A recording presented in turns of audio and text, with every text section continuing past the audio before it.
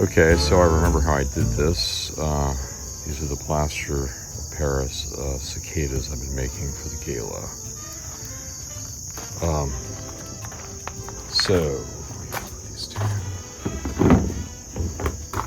Basically this is just plaster from Home Depot. I've been using just under one yogurt container. This is 35.3 ounces of net weight.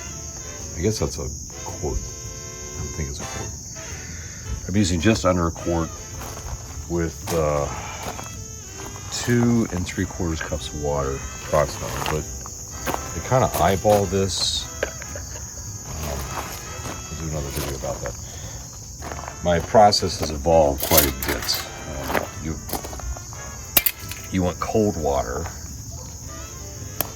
Everybody agrees with that. And everybody also agrees that you add the plaster to the water, not the water to the plaster. And I've evolved into using the sifter. So basically, and then once I sift all the flour in here, I will use a paint mixer on slow, where I try to get it mixed up but not get any more air into it. And I try to get all the air bubbles into the middle. So basically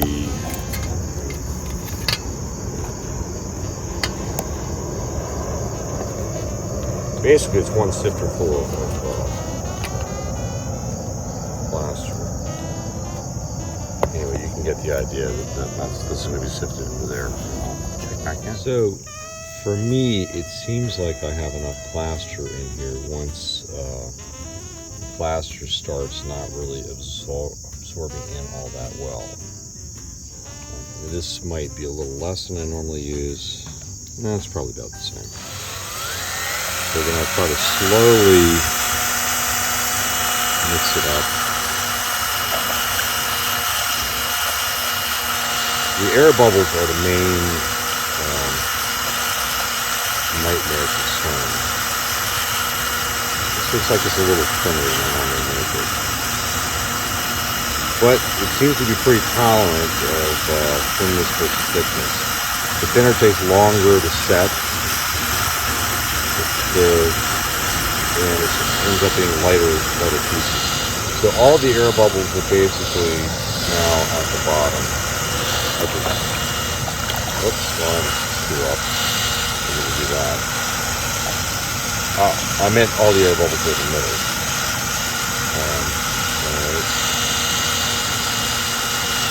Take this out, rinse this off. High speed. Back to low speed for the next batch. All right. Then what I've been doing is, if there's a boatload of bubbles, I try to take my spoon, which I've lost, and I try to spoon the bubbles out. Then I proceed to pour into the small molds. To try to get, the worst of the plaster into these guys. The little sticks I've been using, I should talk about those now. Basically, I guess I take about 1 1/4 long pieces and I double bend them. And I do about 4 or 5 at a time. I think I've been using 20 gauge wire, but I've ran out and I'm not going to buy anymore, so this is 22 gauge. Where's the camera? So basically, I make this sort of shape, and it seems to hold fairly well. Don't overfill the molds. That's another thing I've learned over the weeks. The parts for the hooks, these are 5-inch long pieces that I've been to use, and I'll check back in a second. Basically into a U.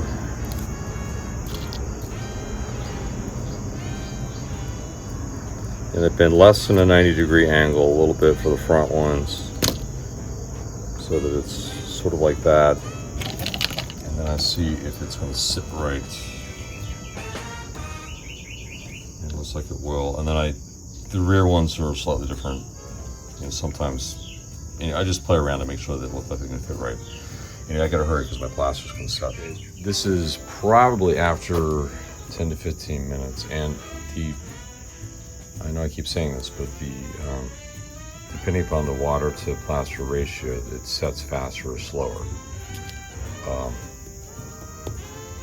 When it's setting, it actually gets fairly warm.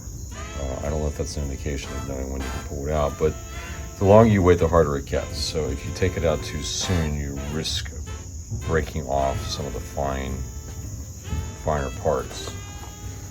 So I'm going to let these guys sit for a while. These little guys I will pull out because it's not a huge disaster if I screw one up. I need to get my atelier has become a disaster area, but I'm almost done. So I'll grab a couple of these.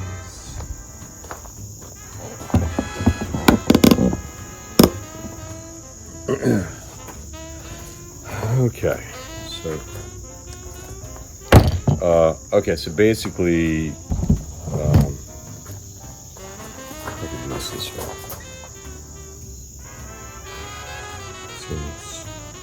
Yeah, I waited up. That hasn't happened yet. I didn't wait long enough, so I've already snapped one in half. But I'll see if I can't pull the second one out. So if I just been more patient and waited another 10 minutes, it would have been fine. Okay. So there you have it.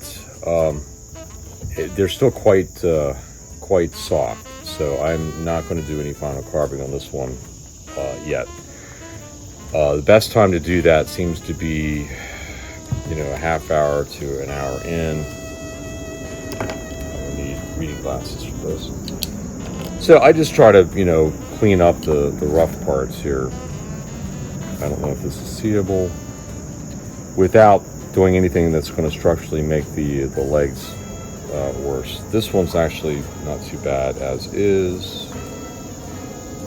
A lot of them gets a lot of excess back in here, and maybe I already carved this one. Oh, I probably did. Let me see if I can get it better here. This one has a lot of excess plaster under it, so I'm just going to use my X-Acto knife and try to chip it away without making the legs structurally unsound. So this leg I didn't put in deep enough to begin with, so I really can't carve anything there or it's going to fall out.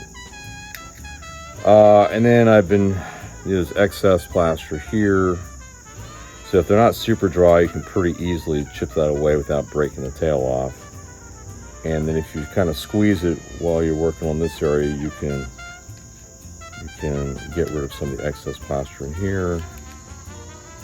It gets more brittle the drier it is. Supposedly you can re-wet these things if you want it to be softer. I'm not going to do that.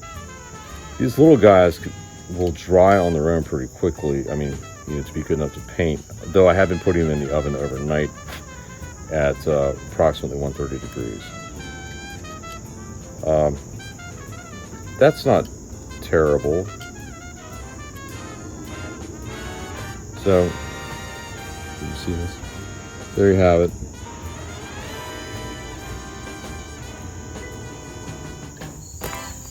Boy, I feel like I live in the Louisiana bayou. Okay, so hopefully this is probably 45 minutes after we pour the mold. So what I've been doing, I've been cracking them out of the back. Sometimes I go around and kind of loosen the grip here. And I have this mold split back here a little bit. So I pop it out of the back and then I try to gently pull it out of the front. Hope I don't snap anything off. Okay, so I mean this wasn't a great batch to begin with because I accidentally mixed a bunch of air in it. See how we did. So actually the main surface looks really good. So I lucked out there. The eyes look pretty decent. I mean, I have a couple of small air holes there. The thing that's been my bane Because I've been getting little air holes right here, and I don't know why, and I haven't been able to get rid of them. Anyway, at this point, I just take a knife and carve the edges just to try to get the excess off. I was pretty good this time without getting too much excess, so I won't have to carve too much.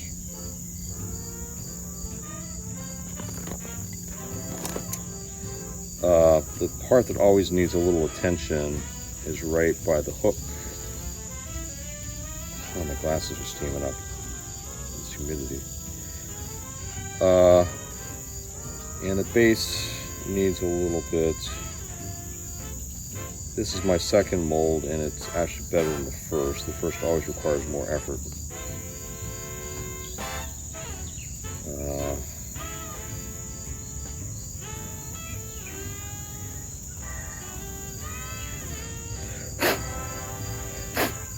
A little bit of excess here from where I split the mold. This is easier to do if it's fairly soft. If you wait till tomorrow, it's a much harder surface. That's pretty good. And this is number 163. 163. So I've been carving in Roman numerals. 150, 60, 1, 2, 3. And I will be able to make 3 more of these guys, I believe. Anyway, looks pretty good. So this guy and his partner will go in the low temperature oven. That's 130 degrees for about 5 days. I think I've been doing it. There are a couple of air bubbles in here, but really, considering I'm getting a lot of air into the mix, it really looks pretty darn good. So I'm quite happy with this. So hopefully that worked.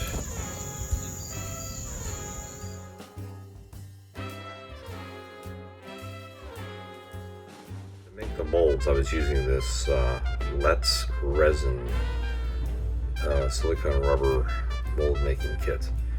To make the large cicadas, it took 2 different packs of these guys. Okay, to clean these off, the molds off, I mean, about 2/3 of the time I just smack them pretty hard, and I've been using this air blower recently just to try to get the worst out of it. But every few cycles, I have been hosing them down because you get little chunks, especially in the eye area. It makes a bit of a watery mess.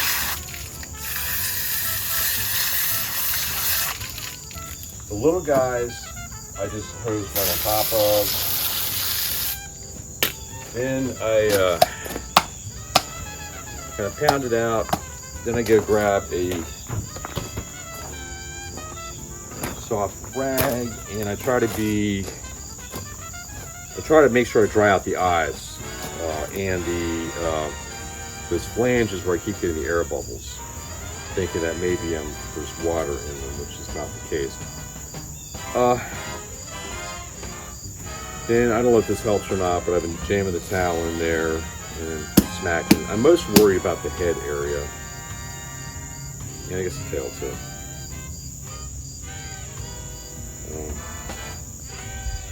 But that looks pretty good. I mean, I kind of take a look in there and see if there's any chunks.